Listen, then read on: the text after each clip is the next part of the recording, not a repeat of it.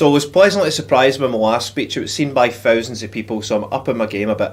I've polished off a list of some of the most disgusting, disturbing behaviour ever exhibited by politicians in recent memory, and they all run along familiar lines with the SNP.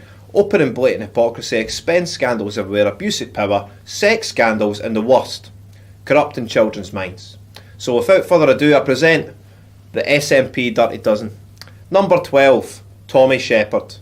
He said that old people dying off would help the independence campaign. If only these pesky old people would die off for him to get his wish. That's him effectively wishing my granny dead. Cheers, Tommy.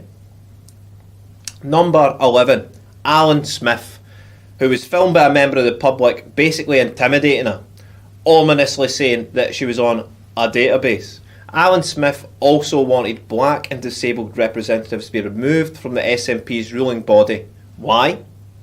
Because they would hinder the push for Indie. Next up, number 10, Lisa Cameron MP. She campaigned against the selling off of social housing, while she silently bought up council homes on the cheap and then rented them out, amassing a small fortune with a portfolio over £600,000.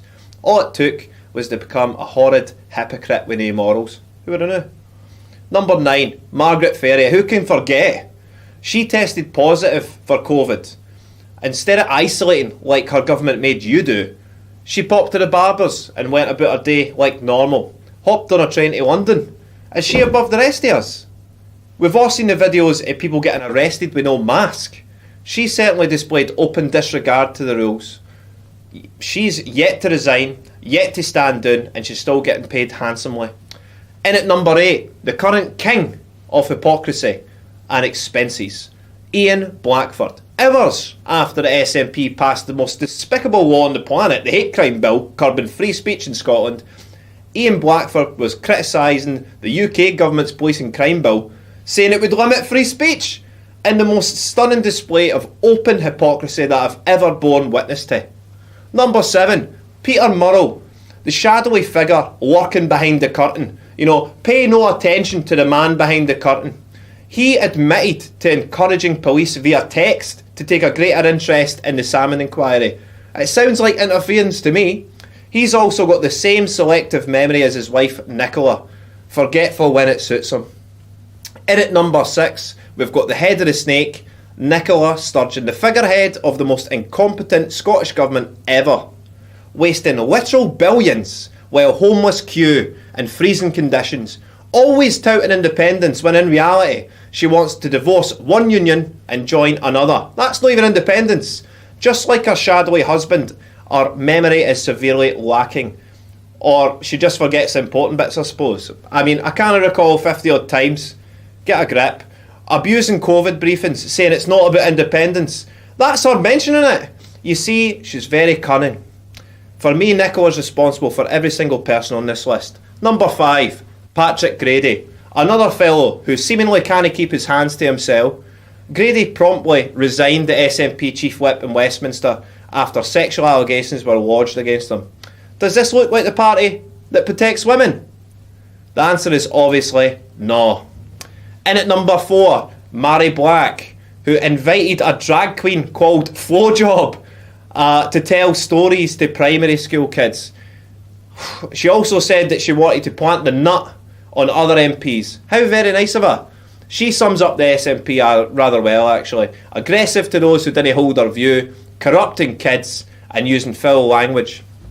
Number 3 is the infamous Give It Laldy, Humza Yousaf, the author of the Scotland's most insidious and destructive law, the Hate Crime Bill, which perversely has got nothing to do with hate and everything to do with curbing your speech. The same man who made a speech complaining about racism, and he circled right back to racism, spitting the words white, white, white, in the most open display of white hatred that I've ever seen. It's incredulous that he's still on a job. Never mind the Justice Minister. In his brief time as Transport Minister, he was caught driving without insurance. You couldn't make it up. Completely and utterly incompetent. I wouldn't even trust him to take my bins out. Number 2 has got to be the disgraced and now former SNP Finance Secretary Derek Mackay, now 43 years of age. He was caught sending hundreds of messages to a teenage boy, sparking fury, and rightfully so. In my view, he was caught blatantly trying to groom a 16-year-old boy. Allegedly, he asked the classic grooming questions, are there chats between us? Is this private? And once the boy said yes, he said, cool, well, let's be honest, I think you're really cute. This is plain and simple predatory behaviour. He was actually tipped to be the next leader of the SNP. This is insane, think about it. Number 1, John Swinney. Nobody truly knows to the extent to which Swinney has corrupted the curriculum, and therefore thousands of children across Scotland. He's held back the OECD report until June after the election in hopes that you didn't find out what's happening before you vote. In his curriculum, your children, if they go to normal primary schools like I did and no private schools, are being taught anal sex, rimming. Yes, rimming. If you don't know what that is, don't want to know, and you certainly didn't want your kids to know either. I mean, I wish I was joking. This is unspeakably deranged. Children should be allowed to be children and not have perversions tossed at them, especially at the tender age of primary school. This is a joke. Are SNP voters willingly going to let their children be corrupted by this sordid administration? Yeah, I'll end by saying this. There's nobody prouder of being Scottish than me. Put me on a lie detector test and I'll prove it. This is a direct plea to SNP voters watching this. Absurdity has reached critical mass. Forget indie and normal party politics for a second. You need to come over just this once to the side of logic, rationality, self-belief. You need to leave hypocrisy behind. Leave scandals behind. Leave perpetual victimhood in the bin. And leave disgusting corruption of children behind. Please. The choice is very simple this May.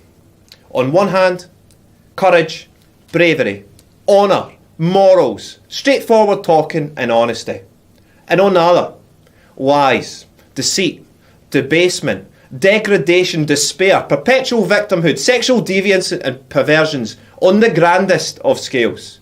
Let's save our Scotland. Vote all for unity like your children's future depends on it, because it does. Because it does.